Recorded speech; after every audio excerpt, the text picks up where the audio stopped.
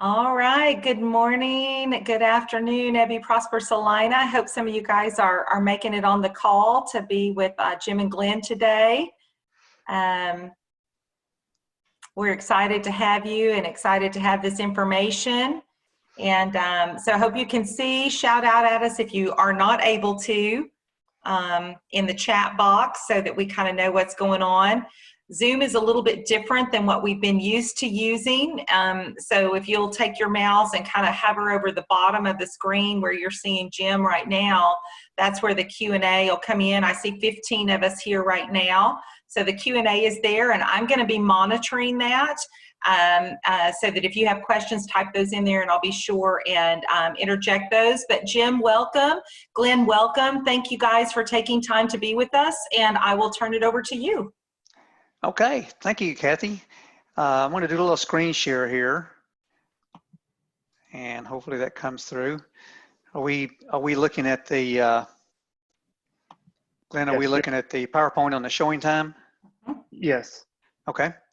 We've got a lot going on right now, don't we? A lot of flux going on in the market, and so normally we don't do this as part of the property tax seminars, but there's so much of a void in information and data out there, and there's a lot of misinformation going out. If you happen to read the editorial section of the Dallas Morning News this morning and what County Judge Clay Jenkins said, you'll know what I'm talking about here in just a minute. But what you're looking at now, we have mostly real estate agents on here, but we do have some people that we've invited, and hopefully they'll be on too, and hopefully there's some Ebby customers out there too, and clients that are looking on. So if you're not an agent, what we're looking at now is a graph of the showings, and this is produced by Showing Times. And Showing Times, if you don't know, is the agency that all the agents use to book their showings through. And so they have a great deal of data that we're very interested in these days. And so this is an index graph, which means that it starts out at 0 over where my mouse is on January the 1st. That's the first week in January. And it compares the showings throughout the year as we go through here with where the showings were in January. So in a normal market, you would expect the blue line here, which is last year, those showings start to crescendo during February, March, April. They're probably going to peak. This cuts off April 13th. So they're probably going to peak probably in July, and then they'll start tailing back down. And by the time we get to December and the last week in January, it probably is about like the first week, last week in December. It's probably like the first week in January. So again, if you just look at the blue, everything looks normal. We're going up just fine. And now the tan is the year 2020. Starts out the same, and it's actually a little bit ahead of where it was last year until we get to this inflection point right here, which is about the day Tom Hanks announced that he had the coronavirus, and everything just dropped off right there. And so by the end of March, this low point right here, if you look over to the left right here, our showings were off 42% from where they were in the beginning. That's major, because normally you would expect them to be up about 20%. But instead of being up 20%, we were down 40%. So that's a 60-point swing. Now you go forward a couple of weeks and you see it started to recover a little bit. And if we go to the next slide here, we take it out a couple of weeks more, and this is the May 4th slide. And look at what happened between the end of March and to the first week of May. Really recovered nicely. And compare it with last year, again, you see this is starting to crescendo up. I think this is Easter weekend is the reason for that drop right there. And so if we go forward another week, we actually see that the week of May 10th, we actually caught up with last year's, and both of them took a dip right here. This is because of Mother's Day. So that's normal. So we have one more week to go, and next week we'll see when we get a new chart up, we'll see what that yields. But we think it's going to be, looks like they're both going to turn up probably, and we'll see if we pass it. So the takeaway from all this is that we lost about 4 to 6 weeks of our showing activity. But it's recovered nicely, and we're expecting with the activity that we're seeing in our appraisal office, we're seeing listings come on the market left and right, and we're seeing huge increases in buyer activity. So if you're an agent, you can get this graph by going to showing times. You'll notice that I'm on Texas. You got to make sure that you select the state of Texas because they have the whole country out there, and you can look at different cities. It's kind of interesting to play around and see what's happening in Denver and in Ohio and Miami and all different markets. But I will tell you that as is usually the case, Texas is usually the leader. So that's good news for the agents, I think. The other thing that we're going to look at is we're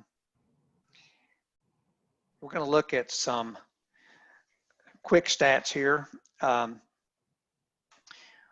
We're going to look at what we call the hotness factor. And the hotness factor is simply a ratio of the houses that are under contract to the total number of listings. And so what I've got up in front of you right now is Frisco, and this is the second quarter of 2019. This is a snapshot as of about April the 15th of 2019. And then we go forward to April of 2020. And what you can see out of this is, the first thing you see is the one on the right is a lot smaller than the one on the left. That's because the market has shrunk. We have a lot fewer buyers and a lot fewer sellers. Again, when we look at that previous graph we were looking at, we think this is going to change in the next few weeks. We'll see how that does. The other thing that I want you to notice is look at the proportions. Look at how the pie is sliced up. It's almost identical over here in 2020 as it was in 2019. As a matter of fact, it is identical. There's 38% last year of the inventory was pending in Frisco in this price range. And this year, again, 38% of it was pending. So why do we look at that? What does that tell us? The hotness factor is the leading indicator, in my opinion, of where the market is heading. If that hotness factor is increasing, that means the market is heating up, and we're going to start to see multiple offers. We're going to see buyers pay more than list, and that leads to increasing prices. And if you've been a real estate agent any time in the last 5 years, you know what I'm talking about. When the prices are going up, that's when appraisers have trouble hitting the sales prices with their appraisals, and it just, it's because of the hotness factor. Now, on the other hand, if we see that hotness factor start to decrease, if it gets down below 38%, gets down to 19%, let's say, in the same market, that's an indicator that the market is softening. You're going to have sellers lower their prices. You're going to have longer days on market, and you're going to have buyers making lower offers. So the hotness factor, when I look at it last year and I look at it this year, I don't see any change. And so what that's telling me is that there's nothing out there to indicate that values are just going in the tank. And there's a lot of misinformation out there. Again, if you haven't read the editorial on the Dallas Morning News, you'll see that misinformation that I'm talking about. Mm-hmm. So with one more chart here, and this will kind of illustrate what I've been talking about, but over several markets. If we look at Plano in the $400,000 to $500,000 price range, on the top bar graph here, we have the hotness factor from last year. It was about 33%, and now we're at 34%. So really no change there. Now let's go to the $700,000 to $1 million price range, getting the luxury market in Plano. The first thing you notice is the hotness factor is much less. It's 19%, but that's okay. As long as I've been doing this, this market has always been soft. It's never been hot. But the thing that the takeaway from today is that where was it in 19? Where was it in 20? It was at 19% both years. Mm-hmm. So that market is stable. Let's go to McKinney in the $400,000 to $500,000 price range. Last year, that hotness factor was at 24%. This year, it's at 31%. That's a noticeable change. We've already talked about Frisco, 38%, both price points. That's in the threes. I dropped down in Allen and went down a little bit in price range to the twos, just to show you.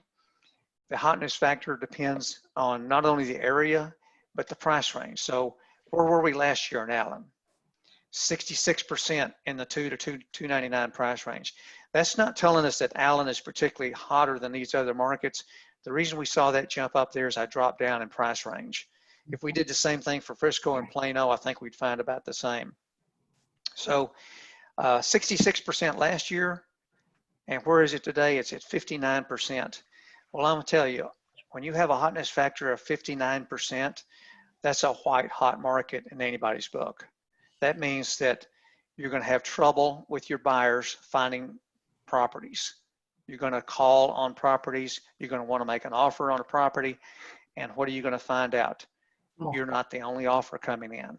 So you're gonna get aggressive and you're gonna pay more than list, and you're gonna have that market start to appreciate. So I don't think there's any question that when you get down in the 200 to 299 price range in Allen, this right here is going to lead to price appreciation. Now let's go to Prosper. A year ago, this is in the $500,000 to $700,000 price range. A year ago, it was about 25% hotness factor, and today it's about 28%, so about the same. The interesting thing about Prosper, I didn't have all this printed out for you, but I do have it on our website. Almost no matter what price range you pick in Prosper, the hotness factor is about the same. So what is the takeaway from this? Why do we look at this? Here's DFW as a whole in the 3 to 399 and then the $500,000 to $700,000 price range. You can see there's just almost no change.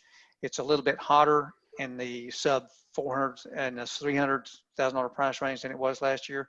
It's a little bit softer in the $500,000 to $700,000 price range. There's just nothing out there that I can see at this point that's indicating that we're going to have softer prices. So how do we bring this back to the property tax consulting mode?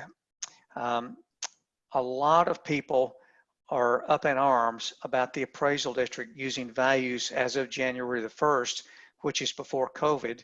And yet here we are in this summer protesting our taxes, and there's a lot of thinking out there that, hey, we're in a softer market. This isn't fair. So Glenn, I know you got a graph up there. I think you're going to talk about that, but I want to make sure that this does get covered. Can we go in there now with comps today to find our taxes for 2020, or do we have to use comps that occurred before January the 1st? So tell us about that graph that you have there. Yeah. Well, to answer your question before I get directly into this graph, that really, when you can use comps really depends on the appraisal district that you're in. I know that Collin County has a strict policy that's both enforced at the appraisal district and at the appraisal review board, that they will not accept comps that have sold after January 31st of 2020. So, and that ties kind of into this slide that I have right now. You have, right here you see a big green box and it has the appraisal district, and then on the bottom right you see a red box that says taxpayers. This is a chart of the Dow Jones industrial average from May of 2019 to May of 2020. And this big black line right here that's going horizontal is January 1st. The reason why I have a line there is because by law, the appraisal districts have to value a property as of January 1st of 2020. And so they're spending all this time in the green box collecting information to value that property as of January 1st of 2020. Well, this year we're in a bit of a conundrum because obviously there's a lot of economic angst right now among households. Maybe you have a spouse who has lost their job, or they've been furloughed, or asked to reduce their wage in order to stay employed. There's our own Texas Comptroller, Glenn Hager, is saying that although we're not officially in a recession, that we're should expect to be in a recession when the numbers come out. And they're projecting unemployment in the low double digits. So we're in a very different economic situation in Texas than we have in years past. It's just we're not used to that. And so what the problem today is that taxpayers are feeling the anxiety of the economy, the uncertainty, and in the meantime they're getting appraisal notices that in a lot of cases are higher values than last year, and so they're gonna have higher tax bills in the fall. And so I think that's on a lot of people's minds. And so you saw a lot of politicians that were out saying that we need to freeze values at the 2019 values, freeze or roll values to 2019 values. But the appraisal districts they have to follow the law, which is valuing the properties as of January 1st. And so it creates this issue right here of we have all this data in the green box that we're going to use to value your property now. In the meantime, taxpayers are living in this red box with uncertainty, maybe lower wages in the households and rising tax bills. So it's just really not a good situation. And I'm going to kind of get into this in a little bit. So just to kind of break it down more locally, because I know that I'm kind of sticking to North Texas area. Tarrant County saw a 0% median change in value for residential property in 2020. So in other words, they didn't increase values, but there was a positive 4% change in the appraised value. A lot of people get very confused by what market value is versus what appraised value is. And what's important about this is the appraised value is actually the value that impacts your tax bill. You might be more familiar with the appraised value being called the homestead cap value. It basically says if you have a homestead exemption on your property, that your appraised value cannot increase by more than 10% from the previous year. So what happens is that in Tarrant County, they were really aggressive with values last year with their market values. In a lot of areas, you saw 20% increase in value, and the appraised value stopped at that 10%, at that 10% level. Well, this year they didn't increase value, so the market values are still way up here, and now the appraised values are catching up to the market values this year. And so even though you may not have gotten an increase in your value per se, pay attention to the appraised value of that property, because I know a lot of appraisal districts and a lot of areas were really aggressive with values last year and went over the market value, went up by over 10%. And so if that was the case, your appraised value is likely going to increase this year, which means that even though your value may not have increased, your market value, your appraised value is going to increase, which is going to mean you're going to have a higher tax bill. So just be aware of that, because a lot of people get confused by that. In Denton County, they increased value slightly, kind of if you look at the big zoomed out version of what happened in Denton, but there were many pockets that were hit pretty hard, by more, some of them by more than 5%. So Argyle, Carrollton, Lake Dallas, and Louisville. Rockwall was pretty aggressive with values this year. They were at 3.6% median change. And again, some pockets were hit a lot harder than others. And but in Collin County, it's relatively flat with minor increases to no increases across the board. So I mean, I won't go over the details, but McKinney, hardly any place was increased by more than 1%. In fact, a lot of them were slightly less than 1% increase in value. So relatively flat in Collin County. And Glenn, you're talking here the appraised value increase, correct? In Collin County, I'm talking both appraised and market value, because in Collin County, they went up by like 10% last year, so that they went up right at that, the market values went up to 10%, so they didn't exceed 10%. So there was really never a big disconnect in the first place between market values and appraised values in Collin County, like you saw in Tarrant County and in Denton County last year. Yeah. So Glenn, did Collin County maybe overshoot it last year a little bit? Could that be why? Because our market has come up a little bit. Yeah. In the last year in Collin County. I think maybe they did. I think by the fact that they are so strict with their data sets that they work with, and so they work with they don't look at sales that are occurring more into let's say March of a year. They cut it off really early, And so they missed a lot of sales that I think were showing that values were kind of not declining, but flattening out a little bit. And so they were working with data sets that were kind of earlier in their appraisal gathering process when we were still more in a white hot market. So Okay. I think that's kind of what happened last year, was their data set was more reflecting the white hot market that we were seeing in Collin County the past 2 years, or maybe 2 years ago, versus a still good market, but not white hot market like we saw last year, if that makes sense. Yeah. So Glenn, a question in Collin County specifically, if they're always looking at, say, the February to April market year over year, they're always seeing the hardest part of the market. Is that correct? It depends on the year. I mean, we'll see what happens with sales. I just got that's a relatively new policy that they have too. They didn't start implementing that until last year. They used to look until March, and then last year they just cut it back until January 31st. So the sweet spot of pulling comps for Collin County, if you're going to dispute your value, is from February for this year. It's going to be February of 2019 to January 31st of 2020. That's going to be the sweet spot of, they're not going to bring up any issues with the sale date if you present a comp there.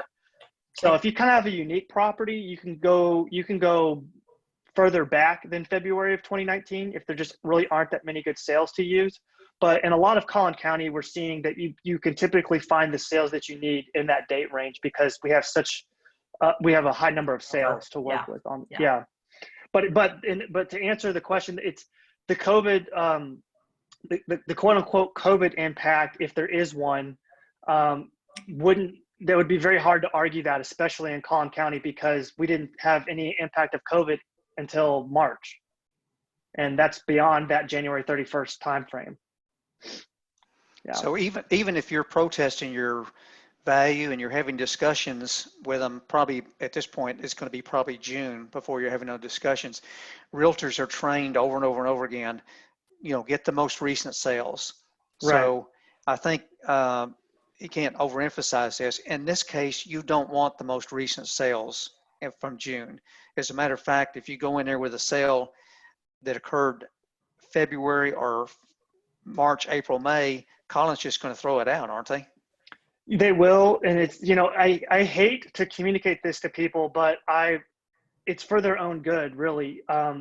You might feel good in the moment that you find that sale that occurs in February or March that's going to help you get the value lower, but it's going to feel really bad when it's it's a nanosecond that they say, oh, that comp sold past January 31st, we can't use it. And then there's going to be this sense of frustration, and no matter how hard you want to fight that, it's not going to be effective. And that's not just, and I say this because it's not just the appraisal district that has this policy, it's the appraisal review board that has the policy as well. So there is no avenue to go other than arbitration or lawsuit to get a comp that's sold after January 31st entered into the discussion. Yeah. Just to be clear, because I've heard you say this before, that's only in Collin. Right, because somebody asked. Denton and Dallas they'll take a spring sale.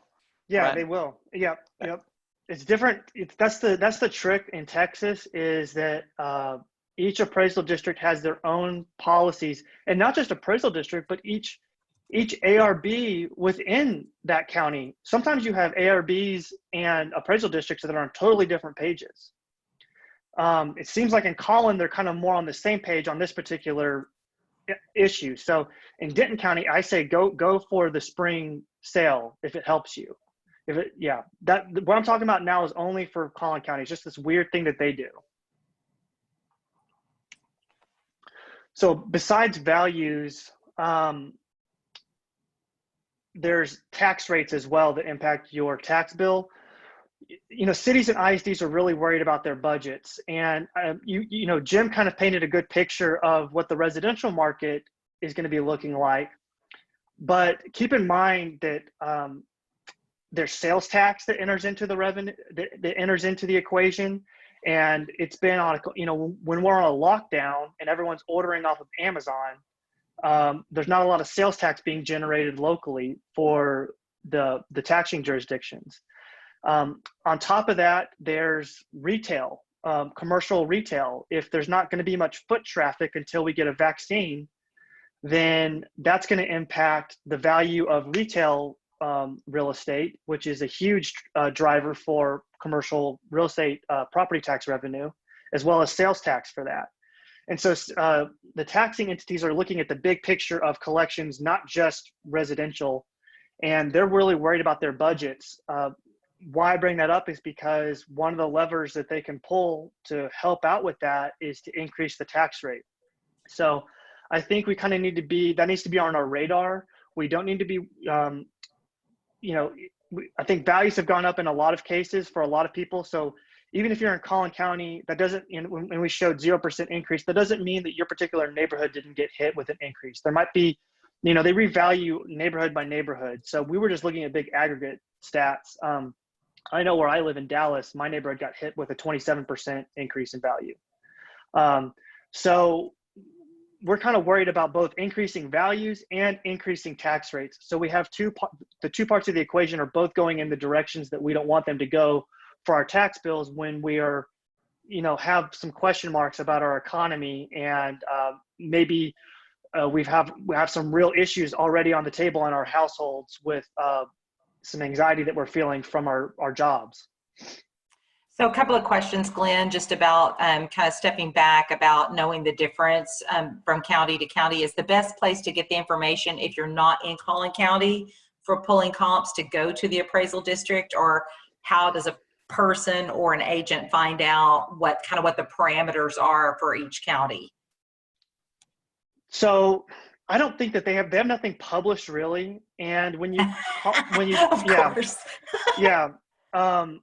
We learned this through trial and error, but I do work, I have tons of experience, not just personal experience, but with my website, PropertyTax.io, we service thousands and thousands of people. So we get all kinds of input on what's working and not working. Dallas is by far, Collin is by far the most strict on those deadlines. If you're typically what I say for other appraisal districts, I say start looking in April of 2019 to April of 2020. But, there's nothing that says that you have to stop at April. No, these other counties don't really have a huge policy on going forward. I think typically April 2019 is when they're not going to want to go before that. But I've been in Dallas, for instance, and I've had a June of that year sale used against me in one of my hearings. So if they're going to go for it on 1 year, then they're going to have to allow it from you on a different year. In other words, they don't have a policy that they can just outright deny you, that they have enforced across the board that's going to seem reasonable. And again, I say that because if it doesn't work informally, you can certainly go to the ARB and try to make that argument. It may or may not work because you technically are supposed to value properties of January 1st, but our whole argument is, a May of 2020 sale is closer to January 1st than an April of 2019 sale is. So I say go for it if you're not in Collin County. I think you have to be more worried about going further back in time than you have to be worried about going forward in time in the other counties. So just, if you can, don't go further back than April of 2019. But I think go for it going forward if you're in another county. I don't think there's really a huge downside to trying to introduce that evidence. Great, thank you. So this is just a simple breakdown of the power of the tax rate, because I'm going to spend a lot of time talking about the appraisal districts, which you're dealing with value there. And it is very important to separate the two issues. With the appraisal district, you're discussing your value. You're really not discussing your taxes there. You're discussing your value.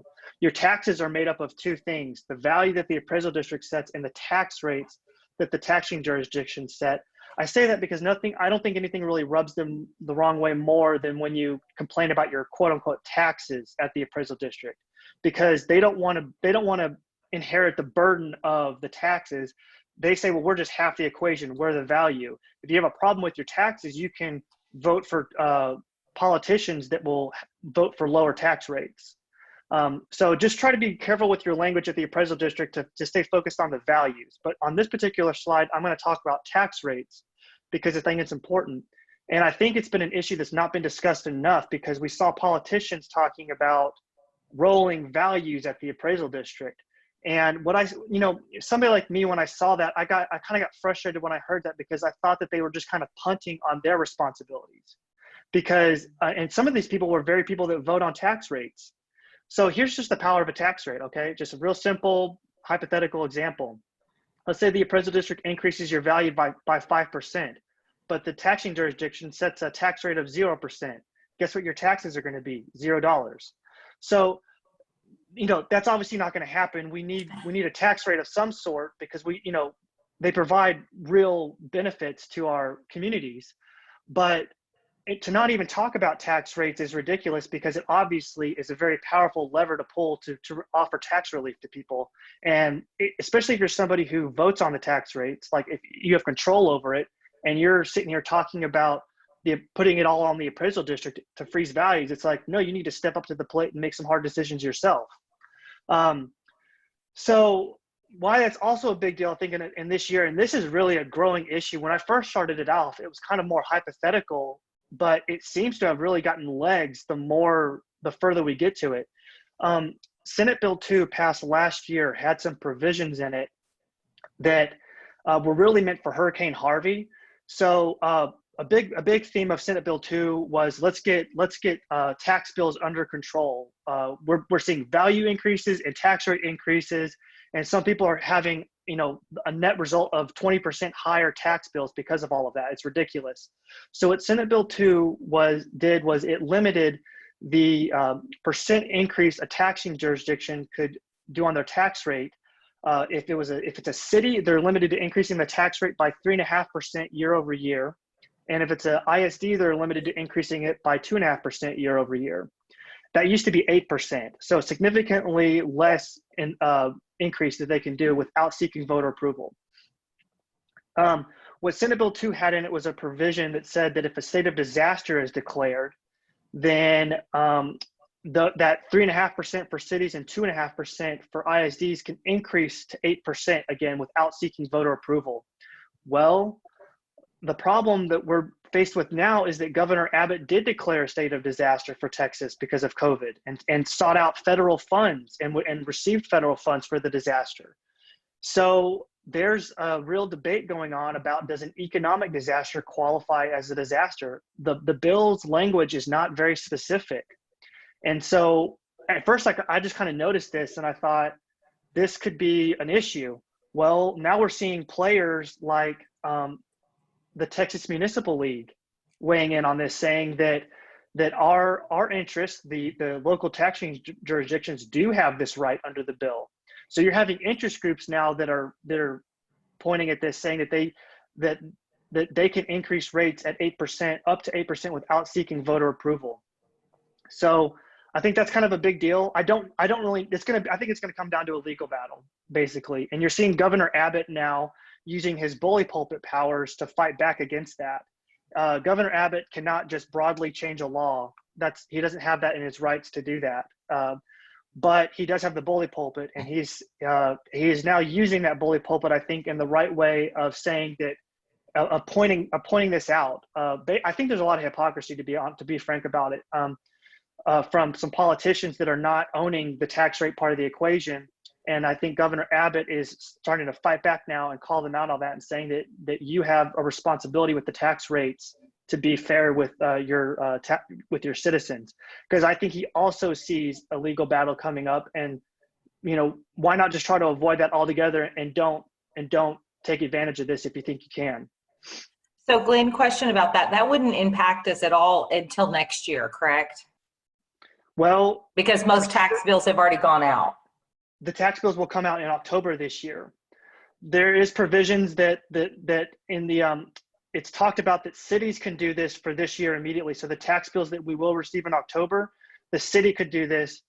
The way that the law talks about it is that the ISDs can do it the year after a disaster was declared. So the ISDs might be able to take advantage of this next year instead of this year. It's very confusing. It's a wonky conversation that we could have, but I think, I'm just trying to bring it up to the attention of, and kind of boil it down to more simplistic, that our tax rates are potential, could potentially go up. And what's frustrating about that is that we don't get voter approval for that unless it goes over 8%. So it's kind of out of our control. And so to kind of dial it back into what is in our control, I've kind of talked about this. This is just kind of why I think this year is very important to pay attention to property tax. And I think I've painted that picture pretty good so far.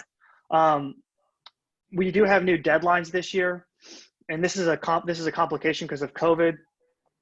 Collin County, the deadline to file a protest. So this is the deadline to file a protest is June 15th. In Dallas, it's June 15th. In Denton, it's May 29th. So kind of coming up. Rockwall, we've already passed that deadline. It was May 15th. And in Tarrant, it's also coming up June 1st.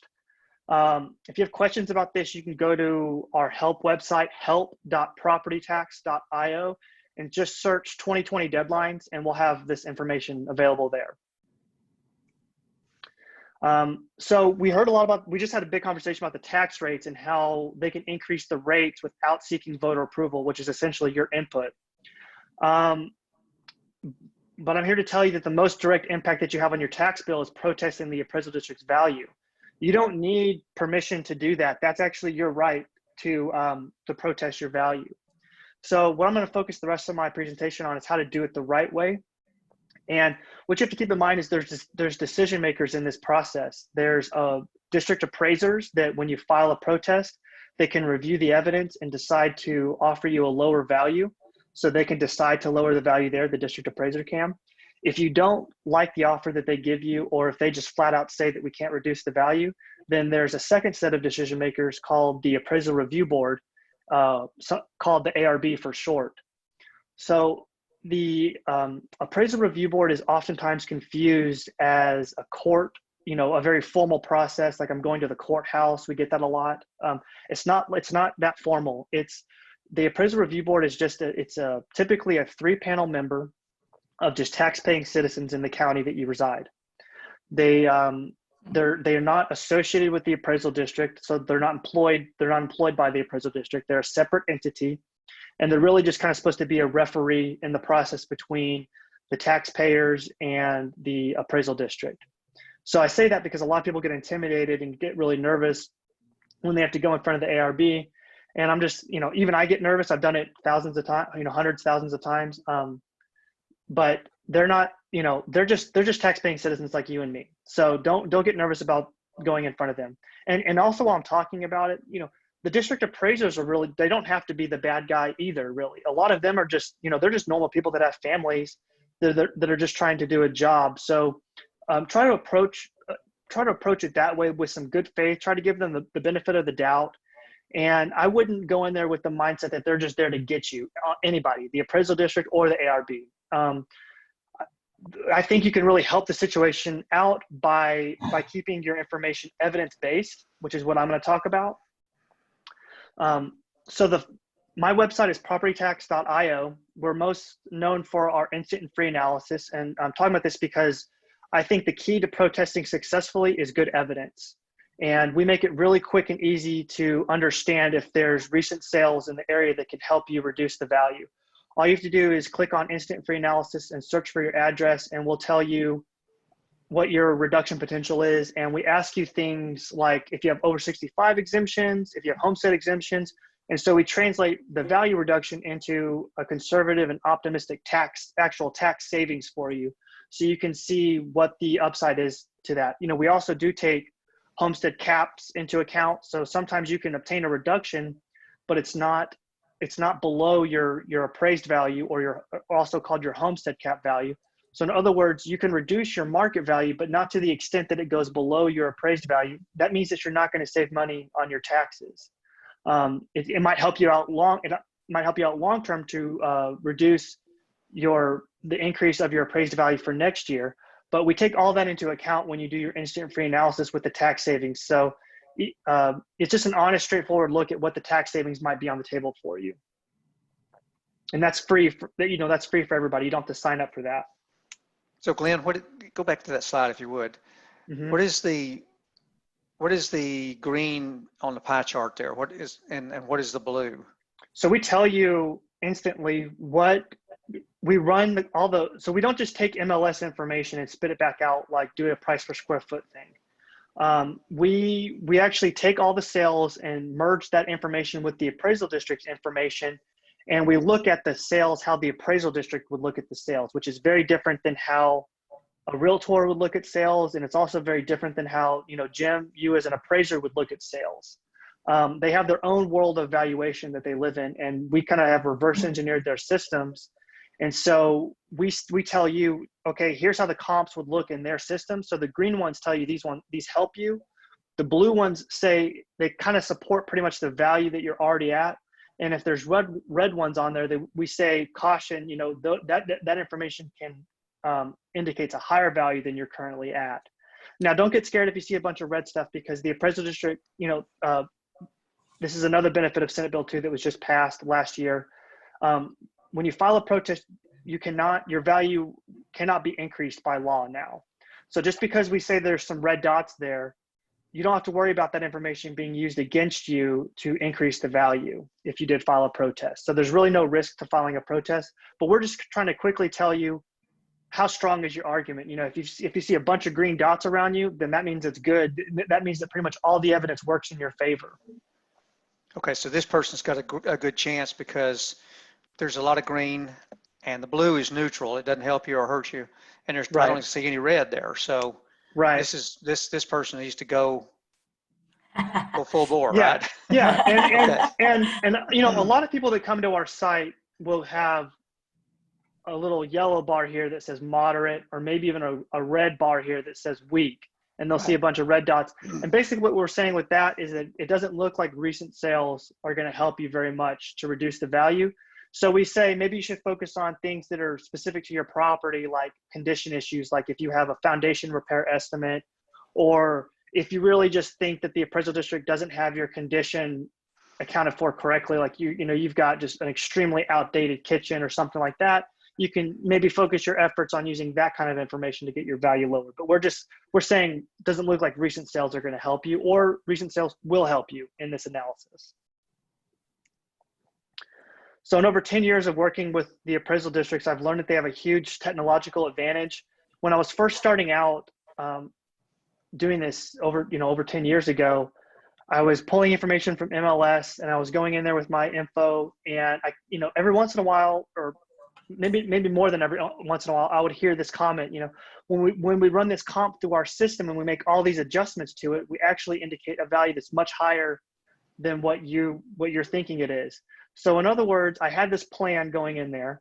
I had this information I thought was going to help my client get a reduction, and I would lean heavy on it. I'd say, here's a good comp that we can use.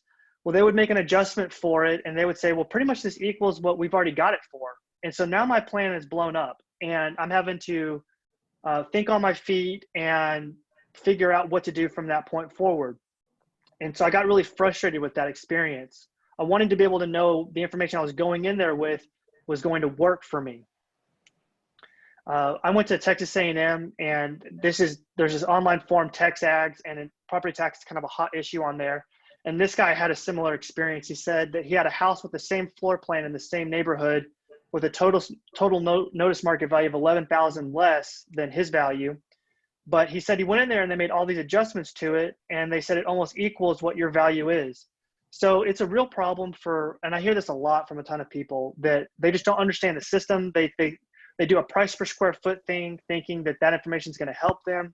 And then they go in there and the appraisal district doesn't do a price per square foot. They do an adjusted sale price methodology to value a property, and it doesn't come out to be anywhere close to what they thought it was going to be. And so that's what we set out to solve. So quick question, Glenn. As far as taking something to the county and their, review of that or their opinion of that, what if somebody closed on a sale of a house below the assessed value? Can you take that as good evidence? Oh, absolutely. If it's a recent sale that occurred in that, let's just say it occurred in that time frame that we're talking about. They bought it last year, mm-hmm. and they closed on it last year. The best way of doing that is take your HUD-1 from your closing documents, and if you got an appraisal done on the property, also include the appraisal.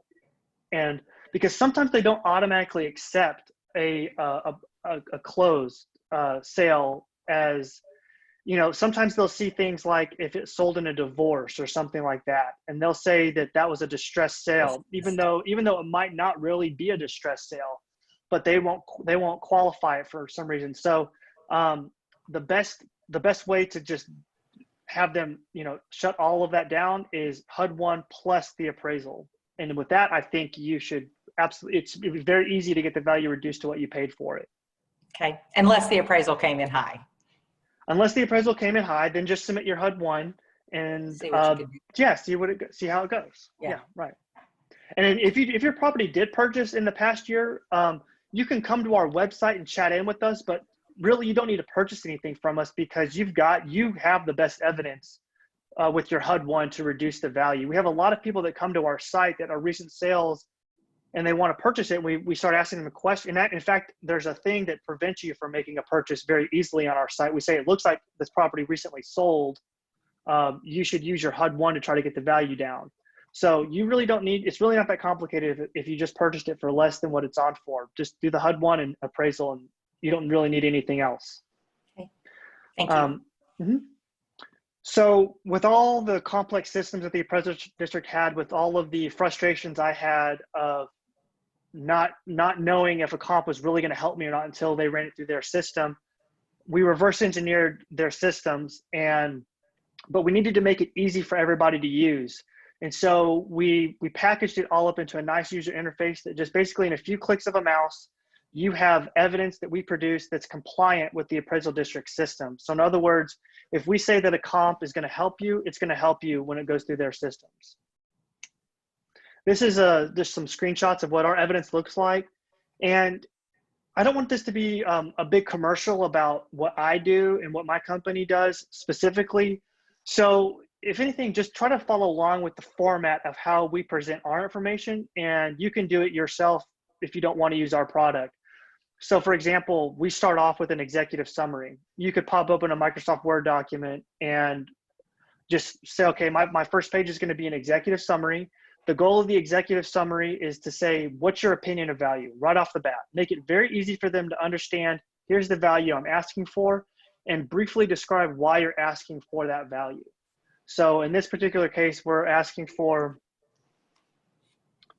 $462,000, and we're saying it's based on a sales comparison analysis that we're doing, that we're going to talk about in detail how we got to that value later on in the packet. The next page, I would take the opportunity to just briefly describe your property. I think this is a good opportunity to put in a map that's kind of zoomed out. So we provide all this automatically in our reports, but you can go onto Google Earth.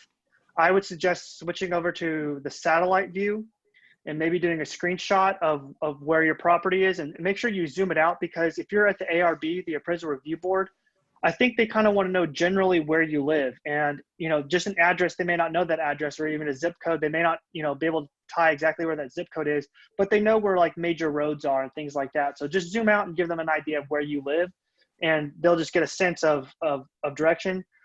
That also is what the kind of the underlying benefit of doing that as well, is that you are now controlling the narrative of telling people about your property instead of relying on the appraisal district to tell them about your property. We also list other information like square footage, building quality ratings. The building quality rating, a lot of people have a question about that. In Collin County, the building quality rating is going to closely correlate with the builder of the property. So if you, and actually in Collin County, they don't make the building quality rating available on their public website. We get it through extensive open records requests that we do. And you can also get it if you do an open records request about your specific property, but you may not know what that means. Like, you know, what does RF12 really mean?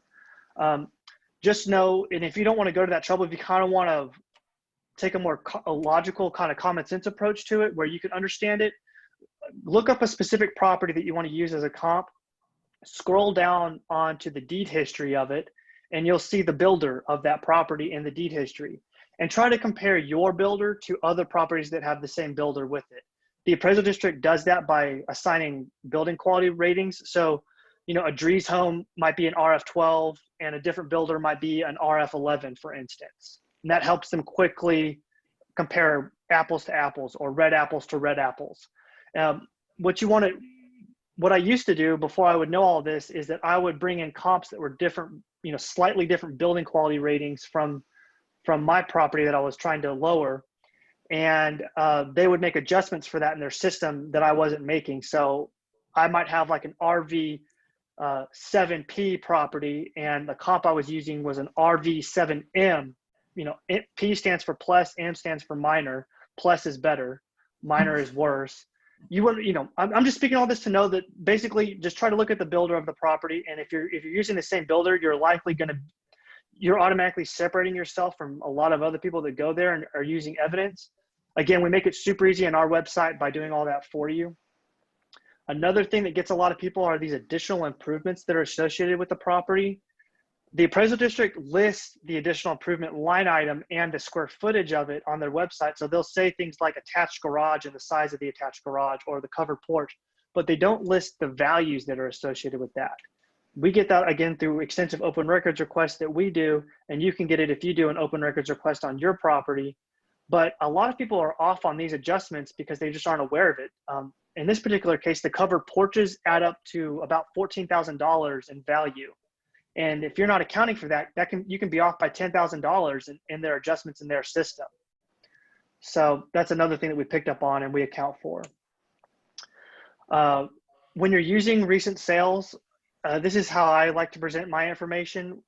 Use a map with all of the sales on there. So if, you know, we provide all this for you automatically in our reports, but you can go to Google Maps and look up the addresses and start dropping pins to kind of show where they are relative to your property. And then we just list things like the square footage of so they can quickly scan down a table and see what's the square footage of the property, the year built of it. There are condition ratings with properties that aren't very obvious on the appraisal district's website. In fact, I don't even think they make it available on Dallas's website. I'm sorry, on Collins' website. They call it the effective year build. So that's information that we get through open records request also. But just basically try to provide a map with comps, maybe list the neighborhood that you're in and then the builder that you're looking for. Just that kind of information in that table so they can quickly scan down and see, okay, you're comparing very similar properties to your property. But okay, so I kind of built this up as this is a very analytical, very technological, you know, and your head might be spinning saying like, how am I going to beat that system? I don't have 10 years of open records requests and data engineering like Glenn has. Like, how are we going to do this? Well, I'm going to dial it back a little bit for you and hopefully put your mind at ease and say that your biggest advantage is that you know more about your property than anybody else. And actually, I see this kind of information work way better than anything I was just talking about. So you can go beyond the appraisal district system and tell them something that they don't already know about your property. The best way to do that is with photos. So here's a headline from the Dallas Morning News that was from a couple of years ago. It was written by Leona Allen. She had never filed a property tax protest before. And the headline is, here's how I knocked $13,000 off my property tax appraisal in 30 minutes. She said it was so easy that she's going to protest every year. So Leona, did you read that article or you're nodding your head? Yeah, it's just great. Yeah. Well, she didn't use our application. Leona did not use PropertyTax.io, but it inspired us to build her workflow into our tool. So I'm going to show you what she did. She filed her protest online. She got a realtor friend to gather recent sales of her home around her neighborhood. And then this is the step I think she went to that a lot of people don't go to. She got photos of recent sales from Zillow and Trulia. And then in her hearing, she said the district appraiser lowered the value to the average of what she brought in. Now, with somebody like me who has a ton of experience and does this for a living, and I look at the steps that she followed, it's really easy for me to start picking apart how she could have optimized this. Could she have gotten better results had she done this or that or that? But hey, at the end of the day, somebody who had no experience doing anything took action and got $13,000 off the value doing relatively easy process. So in other words, there's really no excuse to not get in the game and do it. I painted a picture earlier of the complexities that we go through to kind of make the process very, very, very good for you. But, you know, if you did something just as simple as this process, it can still go very well for you. Okay, so this Glenn, go back one slide, can you? Mm-hmm. Go back one more. So, okay, let's bring that down to what that does for her. She got $13,000 off her value. So what does that do to her property taxes? $13,000 in value would roughly equate to $300 in taxes. Okay, 30 minutes in time investment to save $300. Right. That's not a bad ROI. Right. And if you're in Dallas or in other areas, like, in Collin, we saw this year that a lot of people had their values stay the same. So if you obtain a reduction 1 year, it has the potential benefit of lasting for 2 years. And so now it becomes potentially $600 in savings that she gathered by that 30 minutes. I'm not saying that's going to be the case in every case, but you don't know it's going to, in my neighborhood, they didn't increase the value. This year they increased the value, but 2 years they didn't, or last year they didn't increase the value. And so you never know when they're going to appraise a neighborhood or not. So if there's information on the table that you think you can take to get the value reduced, it has a potential upside of lasting for 2 years. Okay, so I think what you're saying is just get in the game. Right. And it's not that hard, and you don't have to get a $25,000, $30,000 reduction for this to be worth your time, especially this year, because you don't even have to go down there. You can't go down there. Right. Right. Yeah, and that's another thing is she said that she filed a protest online, and one of the first things I thought of was, did she submit her evidence online when she filed a protest, or did she just file the protest? I always say if you file a protest online, submit your evidence along with it, and maybe she didn't have to go to this fourth step down here of going to the hearing. She could have they may have just offered her a reduction. So it could have been even less than 30 minutes perhaps. So here's how we built her workflow into our tool. And again, this is just how our tool makes this process super convenient and fast and easy. You could do this on your own. So you can use photos to say things like, this comp's kitchen is nicer than my kitchen. So we provide all the photos of the comps, and you can select the kitchen. And then you can go and upload a picture of your kitchen.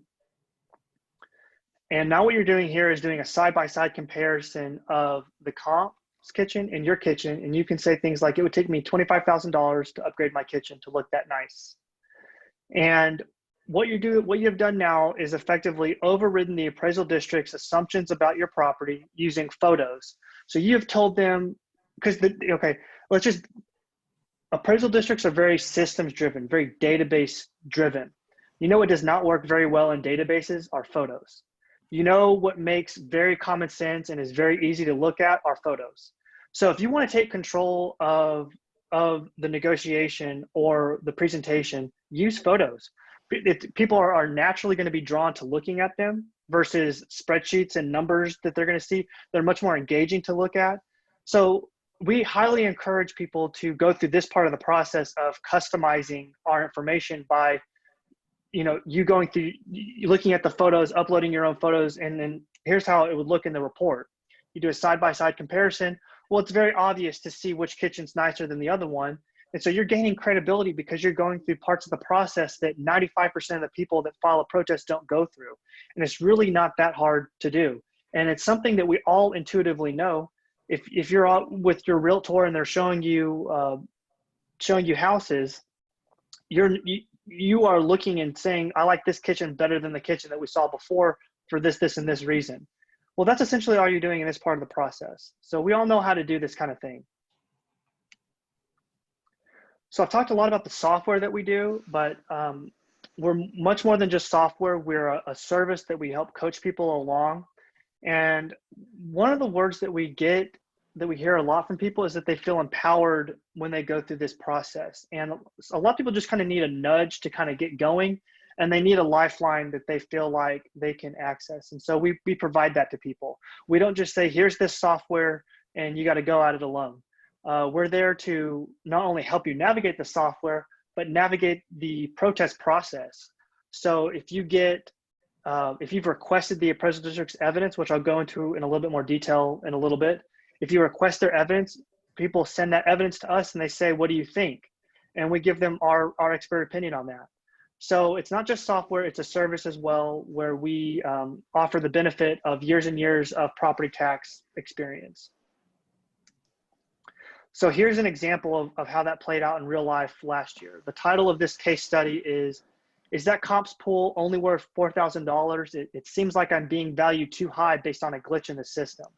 And this is how a user of ours last year took full advantage of our coaching and our software to win a great argument at the appraisal review board hearing. So he was noticed at 448,000, and he went to our website and we said, you should try to go for a value of 425,000. So he filed his protest and requested the appraisal district's evidence, and they emailed him an offer to reduce the value to 441, but he wasn't really happy with that. They provided 4 comps using as their evidence. So he goes into our system and enters in their comps, and notice how it equals 441,000. That's because we've reverse engineered their systems. But he noticed that one comp had a pool and he doesn't have a pool. So he's focusing on that comp a little bit. And he's noticed that they're assigning $12,000 for that pool, but he knows his neighborhood and he's like, there's no way that's a $12,000 pool. So he finds the photo of it, notice it has a stone around it and all that. And he's like, that's more like a $25,000 pool. So he's overriding their assumptions about the database assumptions about the value of the pool.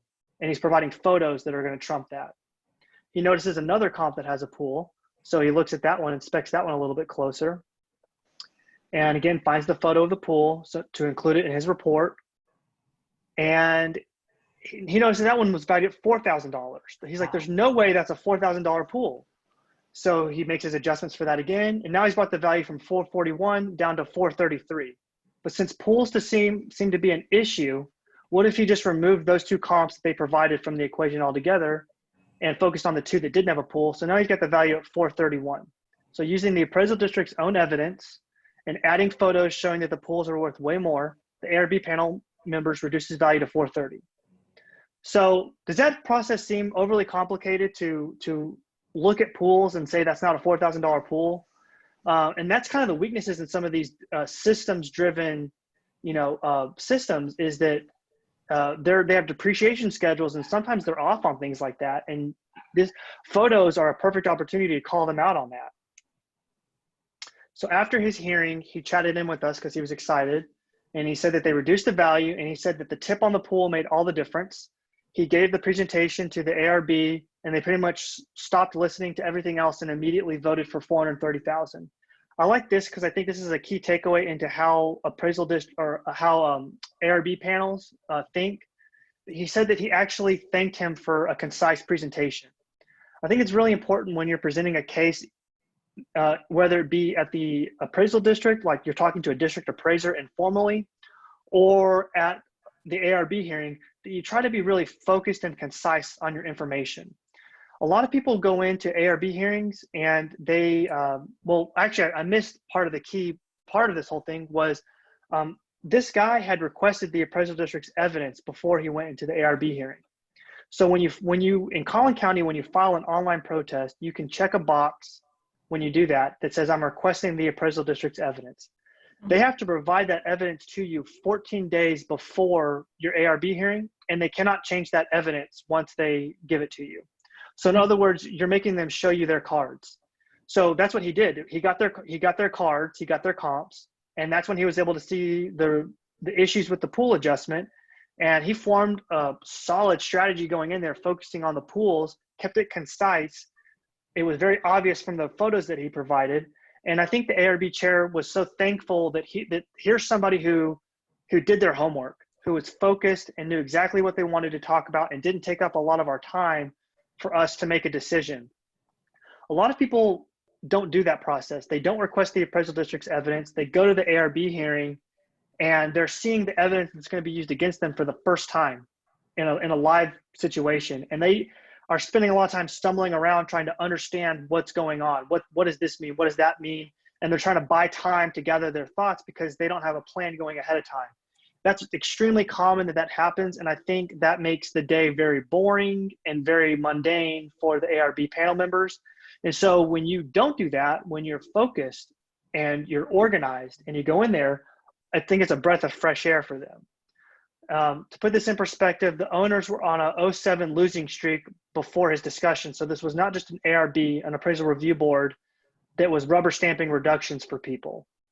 And what I like about this last comment was he said he couldn't have done it without us and the report. So in other words, we don't just provide software, we provide advice. He had sent the appraisal district's evidence to us, and we said, you need to beat up that pool adjustment a little bit, and that's what he did. So question again, how important is the difference in square footage for the comps? Because that's a realtor approach. Right. Well, the square footage is an important factor when you're gauging the credibility of a comp. You don't want to be including a comp that's like 20% difference in square footage than your property. I think as a good general rule, if you're within 10% of the square footage of your property, then that's pretty solid. You can go up to 15%, but if you're going up to 15% and ignoring the other comps that are within 10%, they're probably just going to say, well, we're going to focus more on these comps that are closer in size. Now, okay. Now, having said that, square footage is not the only indicator of credibility for your property. Let's say that you back up to a golf course and there's no other comps that have sold on a golf course, but you have one comp that did, and it's maybe 15% difference in square footage. Well, that comp is much more similar in view than all the other comps. Maybe all the other comps are closer in size, but they're interior lots. Mm-hmm. So I think, in my opinion, it would be worth including that comp that's a little bit off in square footage, but is much more similar in a different aspect, which is the view, because it backs up to a golf course. So I wouldn't look strictly just at square footage. There's other factors like the builder, for instance. Like, if you're staying within the same builder, you can maybe go a little bit wider in square footage if the other comps that are closer in size are a different builder. You can argue that all day long because that equates to quality, to materials used, quality of finish out, things like that. So I wouldn't say hyper focused on square footage, but it's certainly important to be aware of it. And if you're going smaller or larger to the detriment of ignoring good comps, then it's not, they're just going to throw those out and focus on the other good comps. Thank you. So 2020 is going to be the year of the remote appeal. We're not going to have any in-person processes this year. So why I think that's important is that you need to submit an evidence packet in your online appeal that's very organized. A lot of people just file a protest and don't submit evidence with that. And then they get to an ARB hearing and they have to email their evidence. This year you're going to have to email your evidence or something like that. So how it used to be in the past was you would, a lot of people would file a protest and then they would go gather their evidence and they'd maybe stuff it in a manila folder and then they'd go to the appraisal district and they'd have good evidence maybe, but they would glue it together with their conversation with the appraisal district. They'd be like, I've got this piece of evidence and I've got this piece of evidence and this piece of evidence. Well, if you can't do an in-person process this year, I think you need to be very, very organized with your packet of information so that it's readable. Think of it more like you're submitting a report for a grade in school that you don't have the benefit of adding context of your conversation with. So that's the challenge of the remote appeal. Again, I think with my website, PropertyTax.io, we make it very easy to produce a report that is that you can submit instantaneously, that checks all the boxes that I was just talking about. But if you're going to go at it yourself this year, try to do simple things like numbering your pages at the bottom. Let's say that you get into a phone conversation with a district appraiser, or you're in a teleconference with the ARB. You can say things like, turn to page 5 of my report.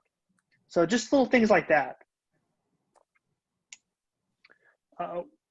Yeah, I think I covered that really. That again, it's just going to be your packet of information. I think is going to be very, very important this year. So the more organized you are, the better with that information. And I highly suggest that you submit that evidence when you file the appeal versus waiting later to do it. I think the executive summary is going to be an important part, just because I heard from time to time, all the time, that the hardest part of when somebody files a protest is they don't understand what they're asking for or why they're asking for it. In the executive summary, take that opportunity to make it super obvious what you're asking for. And it doesn't have to be an essay. There's a saying that I like and I think is appropriate. Sometimes it's harder to write 1 page than it is to write 3 pages.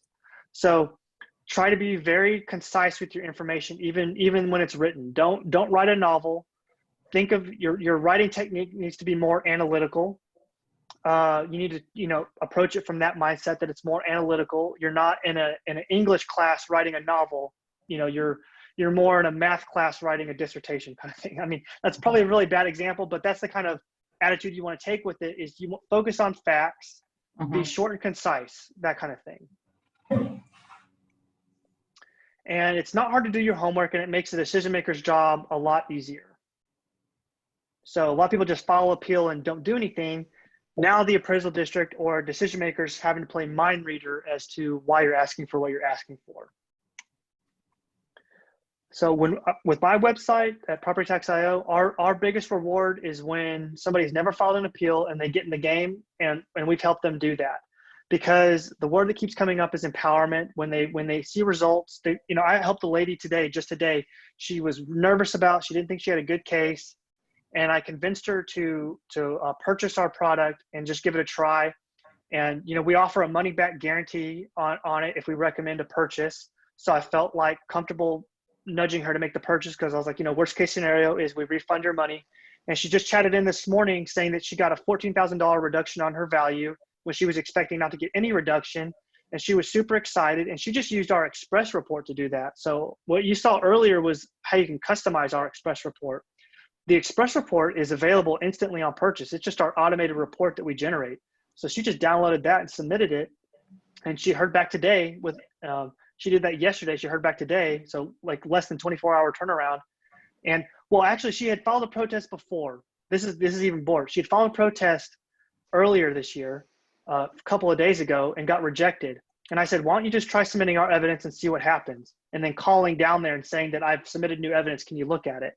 She did that. She submitted it, called down there, and then they offered her a reduction. So at first they said no reduction. When she submitted our express report, got a $14,000 reduction, and now she feels empowered because it was easy to do, and it was risk-free because we said worst case we'll just refund your money. So that makes me feel great that somebody who had been rejected, kind of, this is an exaggeration, but it kind of felt beat down, that she wanted to file a protest but didn't get great results, and this was just a couple of days ago that she got rejected. Came to our website.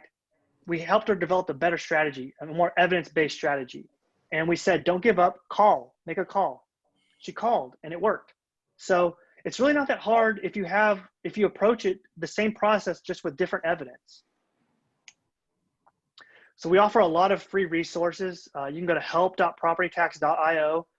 And one of the most common things that we get is like issues around homesteads. So we have a ton of information on there. You can search for things like homestead, tell you how to qualify for a homestead, our best practices for applying for the homestead exemption. I know from personal experience, when I filed for my homestead on my property, I was rejected, and I was extremely embarrassed by that because I'm a property tax professional who's been doing it for a long time. And how can somebody like me get rejected on filing my homestead? Well, I figured out that the problem was that we had just moved into our property, and I had submitted our driver's license as proof of residence, but they were temporary driver's license without a photo ID, and they required a photo ID license. So as soon as I figured that out, we got it fixed. And so I've since gone back and adjusted our articles to say, be sure and use a photo ID and not a temporary, and interjected my own personal experience with it. So just things like that we pick up from issues from all kinds of people. We write an article if we notice that we're getting a lot of common questions about things. Another cool website that we just launched earlier this year is PropertyTaxUniversity.com. And it's just a free resource for people. You don't have to pay for anything. We tell you, if you're a beginner, we say understanding your value. We talk about the differences between market value and appraised value extensively there. If you're kind of a seasoned pro and you've been through the protest process before, we break down evidence in the appeal where we talk about why an adjusted sales price is the methodology you want to use versus a price per square foot. Or if you are over 65 and you're thinking about moving and you want to know how my tax ceiling is going to transfer over, we cover issues like that in our exemptions course. And that's all I've got for my presentation. That is such fabulous and powerful information. I just want to open it up for a few minutes and see if there's other questions that you guys may have been holding. I got the chat box up here. Kathy, while you're waiting on those questions to come in, I was taking some notes as we were going through here, Glenn, and I got about 6 takeaways. And so the first thing I got, which you emphasized a couple of times, is provide an executive summary. Mm-hmm. Let them know what you're looking for. And I should have said this up front. I don't really do much residential work. Mine is focused on commercial, and I can guarantee you that the first thing when you sit down with that appraiser or talk to them on the phone this year, they want to know, what are you looking for? That's the first thing they want to know. So that executive summary is important. The second thing, ask for their evidence, because if you have their evidence, it's like playing football and you're playing defense. You've got the playbook. They can't change it. You know what the next 4 plays are going to be. And so that's very critical to ask for that evidence. And in Colin, you can do it with a checkbox when you do your online protest. Maps. I think I saw 3 or 4, if not more, maps in your report, Glenn. Mm-hmm. Maps are very helpful. That's what causes people to kind of lean forward and look at what you're doing. Pictures, same thing. Pictures gets out of their database, and I think I heard you say that, is you got to get out of their database. You're taking control of the presentation if you have those pictures. Have a concise report. It is harder to write 1 page than 3. Number the pages, especially important this year. And then use our chat line. And I'm going to get to that in just a minute. After we get a couple of questions here, Kathy, I'm going to put our website up. Okay. And just look at the homepage to show everybody what's there, because we just had a chat in this morning, a guy from Brazoria County. I'm not even sure where that is, but I think it's down by the coast, the Gulf Coast, and we don't cover that yet. But he's going to take our sample report, which he got off our website, and he's going to use that to mimic what he's going to do. He's just going to use it as a guide. And hopefully we'll be in Brazoria next year. I know Glenn got Harris mapped in this year, and we've got several more on deck. So hopefully he'll be able to use us next year. So what do you have in terms of questions? Anybody have anything? The only thing I had was if Glenn, do you happen to know the deadline for Cook County? No, I'm actually Googling that right now. Okay. Okay. I'll see if I can Google it for you. Okay. You know, in general, go to your appraisal district's website. You can Google Cook County Appraisal District, and that should give you a link to their website. And a lot of the appraisal districts are putting that information front and center this year because it's very different. Mm-hmm. The deadline last year used to be, you know, across the board, pretty much in general, May 15th. But I showed you in one of my earlier slides how chopped up it is and different depending on the county you're in. So the best is just go to, if you're not in one of the counties that we talked about, just go to Google whatever that county appraisal district, put in the keyword appraisal district, and should give you a link to their homepage, and it should be front and center there. And if it's not, then call and ask. Great. It'll be on the notice if they have the notice of what their value is. When you file a protest online, how long does it take to hear from the district? We're hearing right now very quickly. Like some of them are within 24 hours. So I think that's a benefit of filing early. So in Collin County, we got, you know, we still have until June 15th. So we're still a little bit of ways from the deadline. So if you're on the fence about filing a protest, I mean, most everybody files a protest at the last minute. And I highly encourage everyone to file it sooner than later. And I think we're seeing the benefits of that this year is that people are getting results extremely fast this year, right now at least. That'll probably extend as we get closer to the deadline because they're going to get backlogged. Mm-hmm. And so if you file it now, there's a good chance you'll hear it probably within 48 hours. If you wait till the last minute, it might be weeks before you hear from them. Okay. I think that's it. I've got, if you want to show the screen of the website. Yeah. Oh.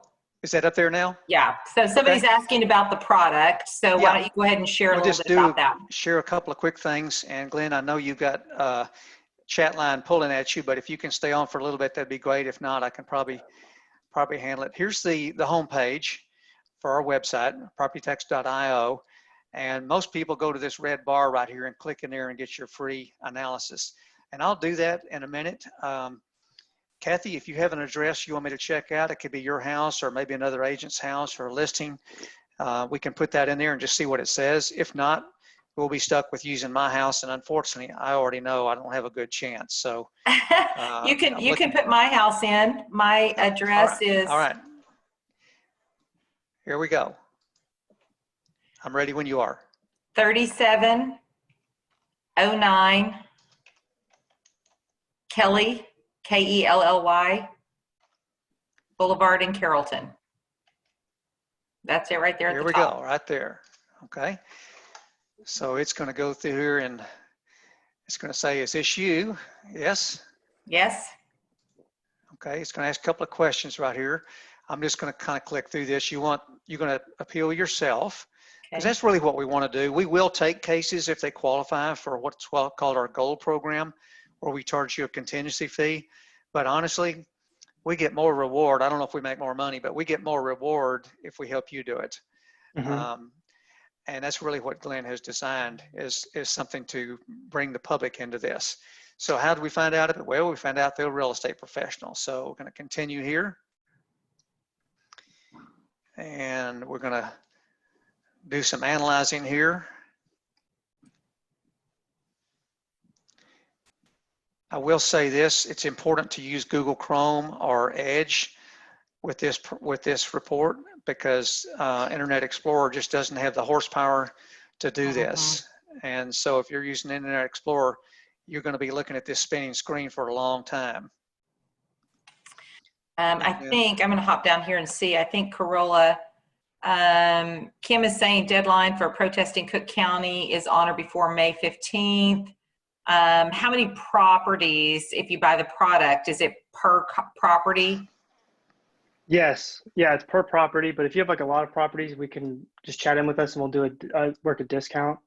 You know, this is embarrassing. That property should have popped up by now. Yeah. So there's a couple of things that can cause this to be a problem. I mean, obviously, you know, we've got a lot of bandwidth, but I don't know how busy the site are, how many people is on it, but usually it does pop up. Is there anything I should try, Glenn, or just go back out and go back in, or? Just do your property. That's always risky, isn't it? What does that tell me, Glenn, that I've protested my taxes too many times? Was this a relatively new construction home by any chance? No, it's not. In I don't know 90s. I'm stubborn. I'm going to try it one more time. Kathy, one more time. 3709 Kelly, Kelly Boulevard, Carrollton. There it is. Okay.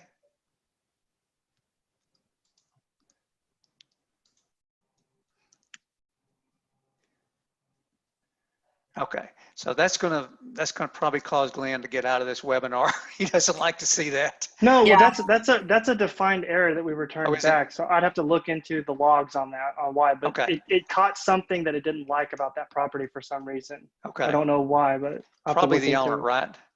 Yeah, exactly. That's a real estate agent. Okay. Do you live on ag by any chance? Do you live on land by any chance? No? Okay. I don't know. We'll figure it out. Okay.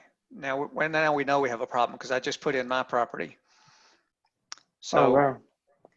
Let's try. Got too many people hopping on there. I think.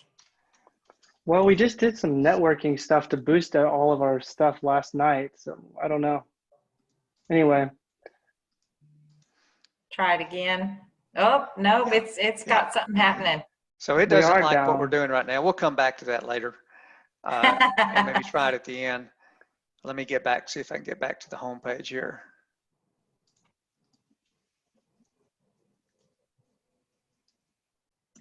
Let's see if there's another question down here real quick. Okay, so they're saying, Eileen was saying use mine. She said, I tried it too and had the same problem. Yeah, so there must be something going on. I just got a Slack message from our developer just now saying, so we must have just gone down like a minute ago. Okay. Right as we're doing that. We'll go through a couple of things more, and if Brian gives us a message, we'll get back to it. That does happen every so often. So if you scroll down here, this is an article from the Dallas Morning News. Dave Lieber, the consumer watchdog reporter. He's got a very interesting column today, by the way, if you haven't read it, on property tax.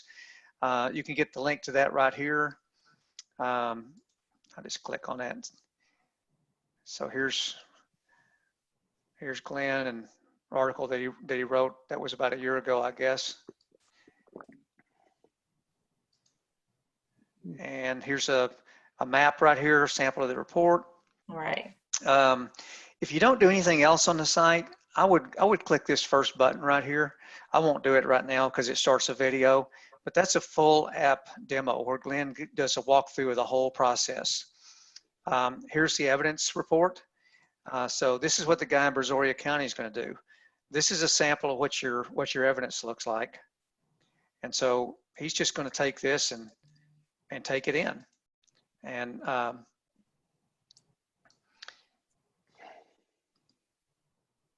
so there's you see lots of maps there. You get that a little bit smaller so it's not quite as overbearing.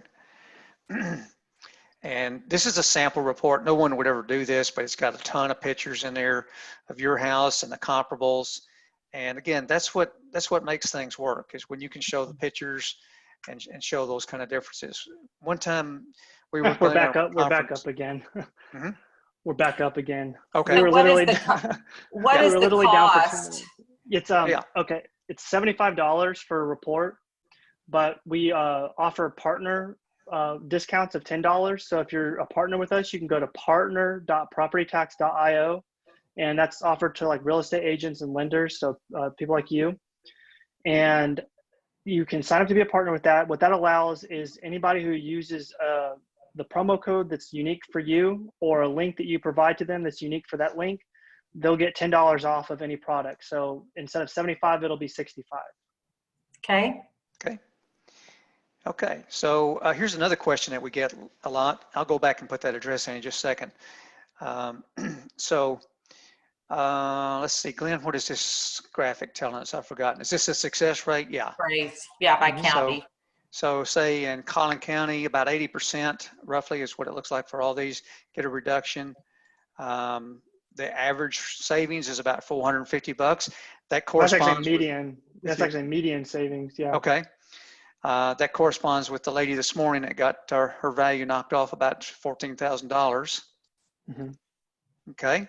So I'm going to go back up here and, all right, Kathy, I'm ready for you one more time. 3709 Kelly, Kelly. Got it. You are. Okay.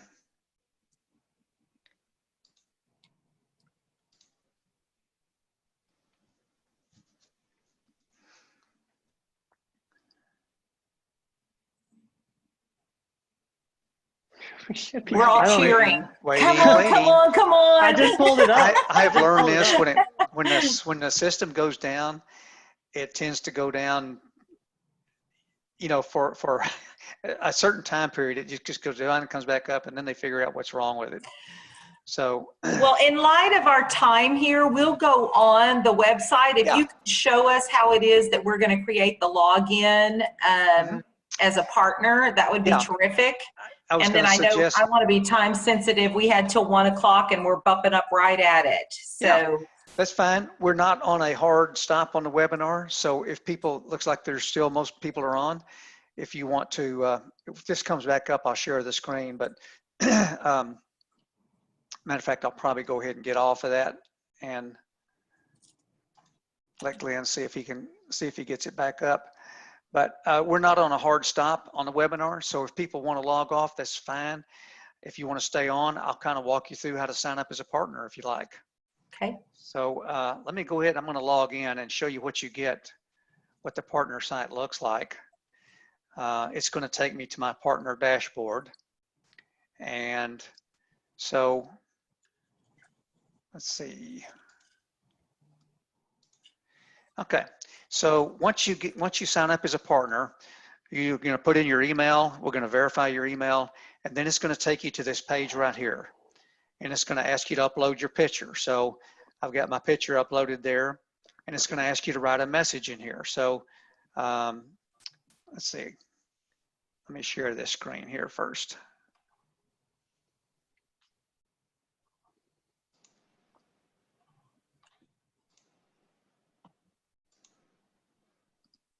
Okay, is that screen sharing there, Kathy?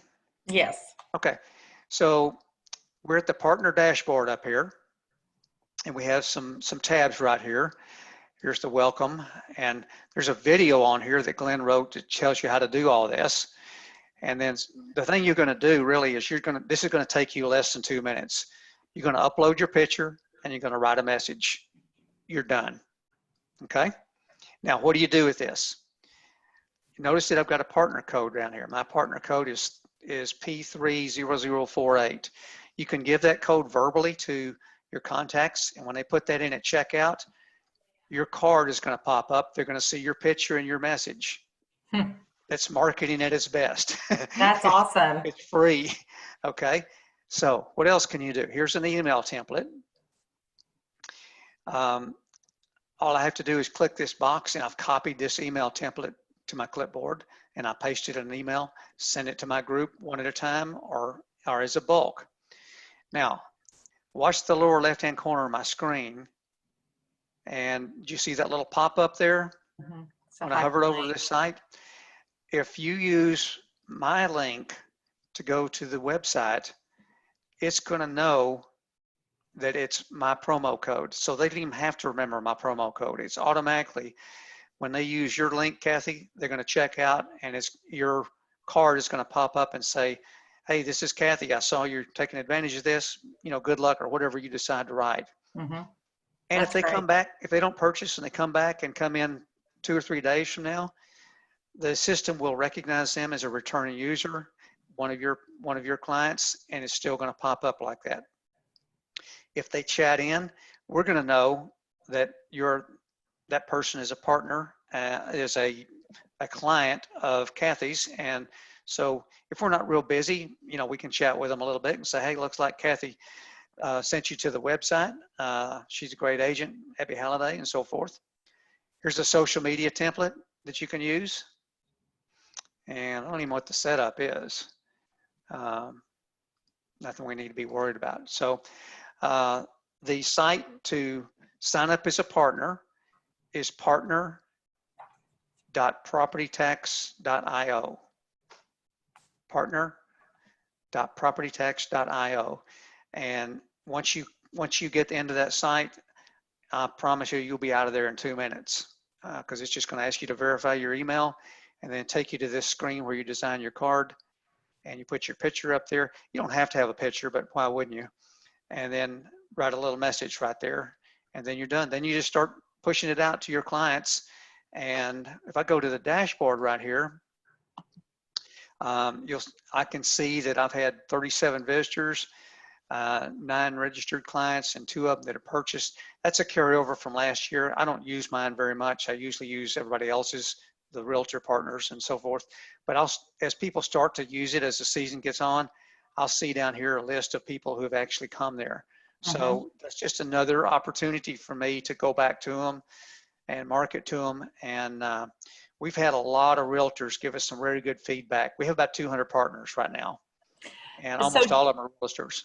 So Jim, show me again, if I just Googled PropertyTax.io and I want to go in and create my agent account. Okay, what you want to do is you want to go to, I'll just go ahead and do it here. I'll open up another tab. Partner.propertytax.io. So we got to have the partner in there. Yeah. Okay. When we get finished with this session, I'm going to send you an email, Kathy, that gives you the instructions, and you can just send that out. Okay. So here I'm on the partner sign up. Register right here as a partner. Over here, it's going to ask me for my information, and then register. It's going to send me an email to make sure I'm not a robot. I'm going to put that verification code in, and then it's going to take me back to this area right here. Excellent. Upload my photo. I'm not going to do it because I've already got it there, but it's going to ask me to browse and find my photo and then upload it.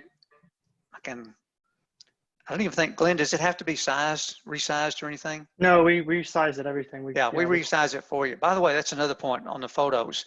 When you upload your photos for your protest, all these CADs have a file size limit. And what really kicks it over the limit is photos, as you know. And our software resizes the photos, so you don't have that issue. You you can put as many photos as you want to almost. So anything else? I've got, Stop the screen share here.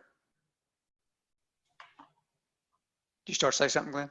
oh, no, I mean, I've got it pulled up, but yeah, the analysis. I think you had to Kathy, refresh your, no, You want me to go back in and try it, or do you want to share yours? I've already got it pulled up. I think you had to refresh your browser. Okay. But can you see my, Not yet. oh, well, I haven't shared it yet. There we go. Yeah. So this, when you enter an address, I just did yours. You'll ask questions like we ask over 65 exemption, things like that, so we can take into account what your actual tax benefit of getting a reduction would be. Mm-hmm. So you continue, and we break down what your value was last year and this year, broken down by land or improvements. Improvements are just the structure, things like that. We tell you what the difference between market and appraised value is. And then here's the tax calculation there.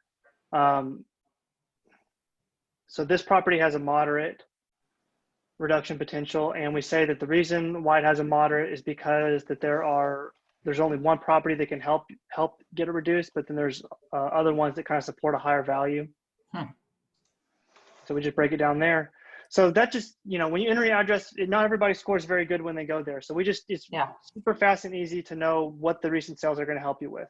Yeah, but that's really good because like you said at the beginning, Glenn, that, you know, kind of sets their expectation and avoids their frustration with the process. Right. You know, and as agents, if we use that and share that link, I mean, what a great value add for us, you know, to direct them to this for a really, you know, first of all, to see the analysis and then for a low cost to get the whole report. Mm-hmm. Yeah, it's all about setting expectations and being honest with our feedback with people. And I think because we understand when we ask to partner with people that you're reflected on that as well. And so we want to honor the fact that you're associating your brand with us. And I just want to emphasize that it's honesty and credibility that we're really our core pillars of what we're about. That's excellent. Well, we appreciate your guys' time so much and just actually the product you've produced. I mean, you know, what a powerful tool, and thank you for the ability to partner with you to share that with our clients, to offer more value add and to help them get some good outcomes for them. Thanks guys for hopping on the call. And then Jim is going to send some additional information to me and I will share that via email to you guys. Again, you can go to their website directly and open a chat with them if you have additional questions.